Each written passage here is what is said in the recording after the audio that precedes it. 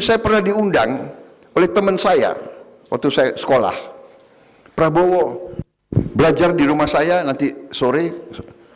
Oh baik, oke. Jadi saya ikut dia ke rumah dia, diajak belajar. Waktunya itu jam 6 sore. Waktu saya masuk ke rumahnya, keluarga dia sedang makan di meja makan. Dia bawa saya ke kamar. Prabowo, kok di sini ya? Ini buku-buku, kok belajar? Saya makan dulu sama keluarga saya. Kita kan aneh, ya kan? Tapi dia tidak salah. Loh, saya ajak kamu ke rumah saya untuk belajar, bukan untuk makan. Oh, saya belajar budaya mereka, gitu. Kamu kan sudah dikasih makan oleh orang tuamu. Ini saya makan dengan orang tua saya. Jadi tunggu ya, saya makan dulu. Kita kan tidak bisa. Sifat kita tidak bisa. Kita lagi makan, ada orang datang. Ini. Nah, saking baiknya kita didatangi. Nusantara ini didatangi dari ratusan tahun. Spanyol datang, Portugal datang, Perancis datang, Inggris datang, Belanda datang, habis itu nggak mau pulang-pulang.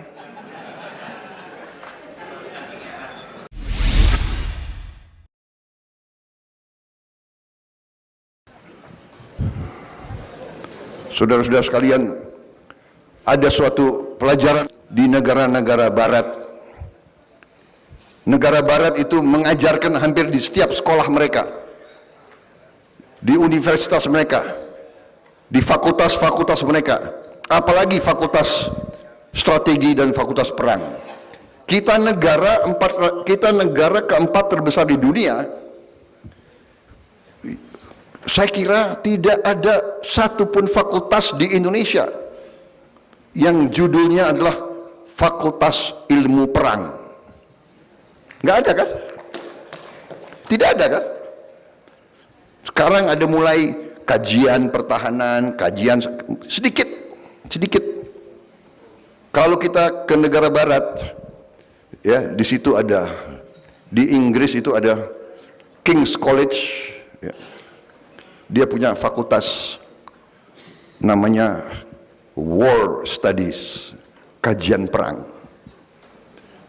Sekian tahun yang lalu waktu saya masih aktif, saya mengerti tentang hal itu dan saya mencoba mengirim perwira Indonesia untuk sekolah di situ. Sangat sulit, ditolak.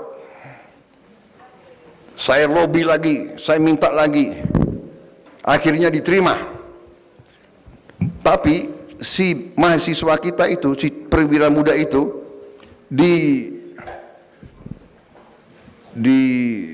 intimidasi, di cywar. Kemudian dikatakan kamu boleh belajar di sini, tapi kau tidak dapat gelar. Benar ini kejadian. Perwira itu saya panggil.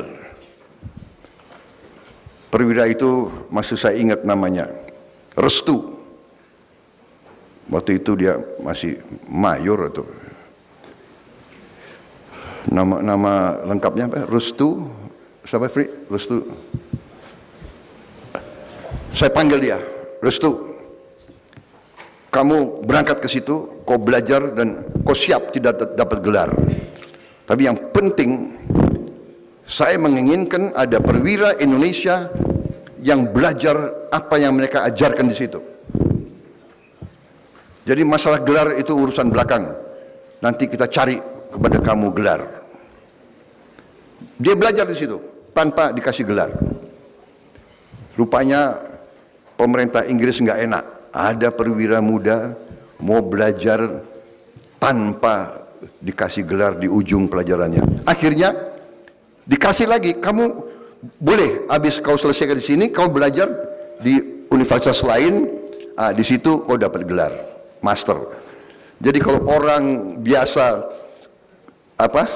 satu kali belajar dapat gelar, dia harus 2 kali belajar dapat gelar. Tapi tidak apa-apa, kita terobos pertama kali perwira Indonesia masuk di fakultas itu. Salah satu ajaran mereka sangat sederhana. Itu mereka sebut dengan hukum Thukydides, yang terdiri dari hanya satu kalimat. Hukum Thukydides berbunyi, "The strong will do what they can, the weak suffer what they must." Yang kuat akan berbuat apa yang dia bisa berbuat. Yang lemah harus menderita. Ujura, ini ajaran mereka. Dan ini diajarkan ke setiap perwira dan pejabat yang akan memimpin dan mengendalikan sebuah negara di negara-negara barat. Dan ini terbukti. Apa yang kita lihat sekarang di mana-mana, kita lihat di Gaza,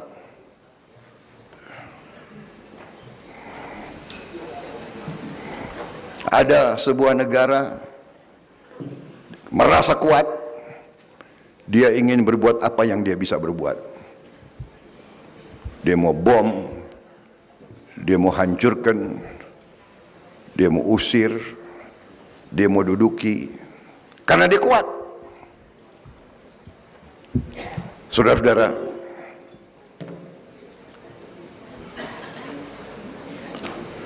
perang Ukraina, Rusia dituduh menyerang sasaran sipil, menyerang sekolah, menyerang rumah sakit, menyerang kota-kota. Barat berang, marah,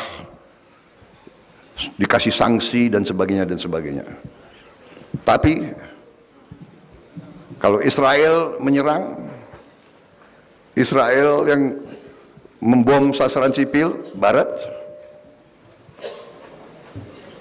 tidak memberi sanksi kepada Israel. Jadi bapak-bapak sekalian, sebagai pemimpin umat, sebagai ulama, marilah kita sadar ini, bahwa bangsa Indonesia dengan segala kekayaannya, dengan segala potensinya, bukannya kita akan aman-aman saja, bukannya kita akan baik-baik saja kalau kita tidak bertekad untuk membangun bangsa kita menjadi bangsa yang kuat. Nasib kita, ya, kita harus jujur, kita harus koreksi diri kita.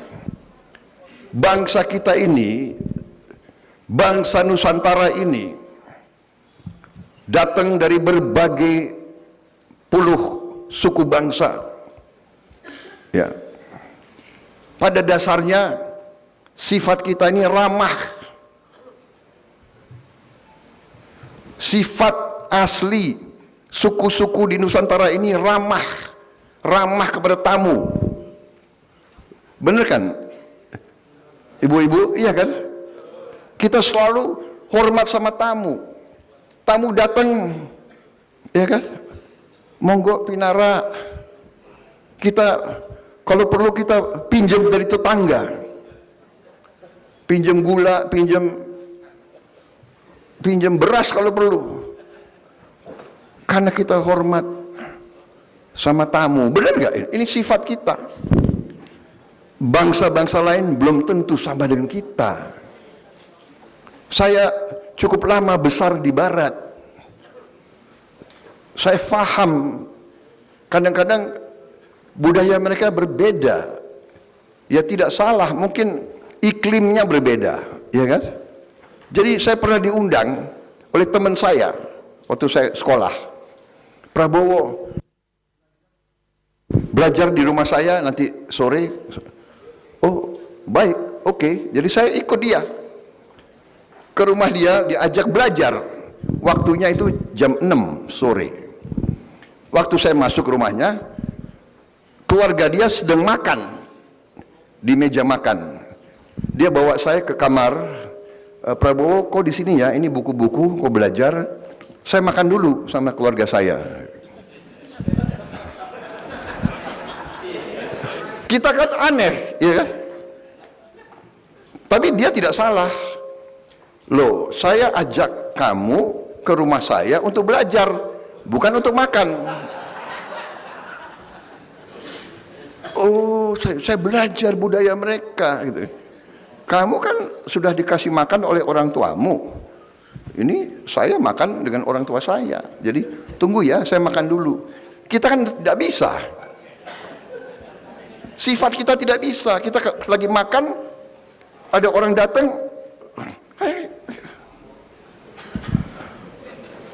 ini. Nah, saking baiknya kita didatangi. Nusantara ini didatangi dari ratusan tahun. Spanyol datang, Portugal datang, Perancis datang, Inggris datang, Belanda datang, habis itu nggak mau pulang-pulang. Datang pertama dia mau dagang. Dia minta izin ke sultan-sultan kita, pangeran-pangeran kita, dia mau dagang.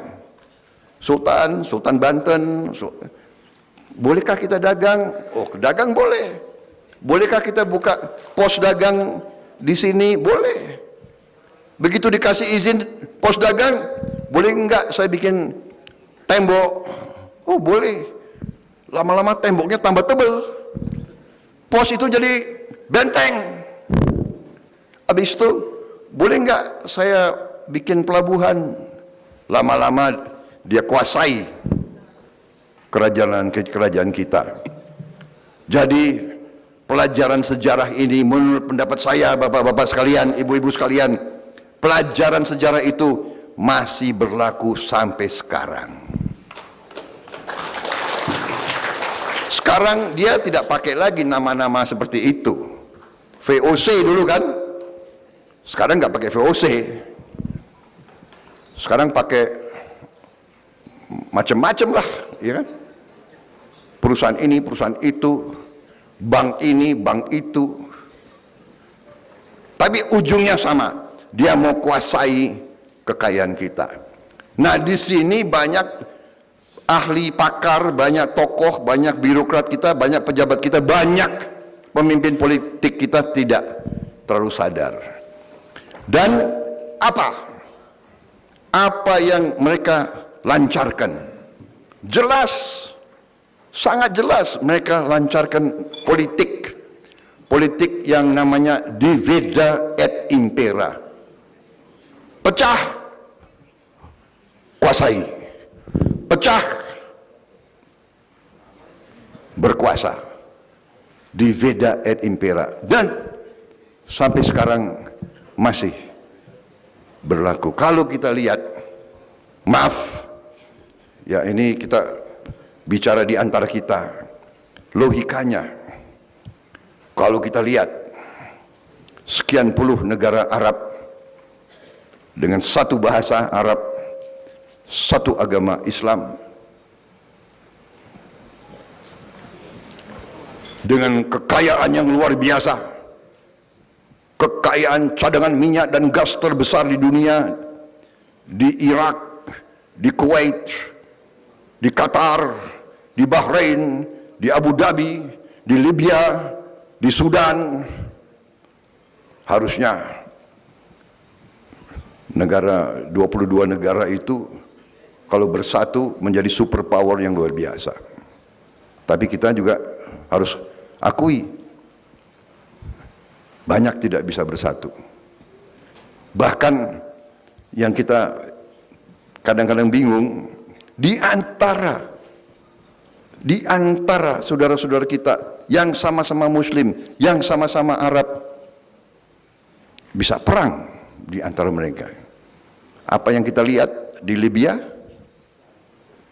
Perang sampai sekarang, perang saudara. Apa yang kita lihat di Sudan, perang saudara. Di antara dua jenderal, satu panglima dan satu wakil panglima. Mungkin yang wakil panglima pengen jadi panglima, ya kan? Yang panglima nggak kepingin turun, perang. Syukur alhamdulillah di bangsa Indonesia ini jenderal-jenderal kita, panglima-panglima kita setia kepada bangsa, negara, rakyat, dan undang-undang dasar.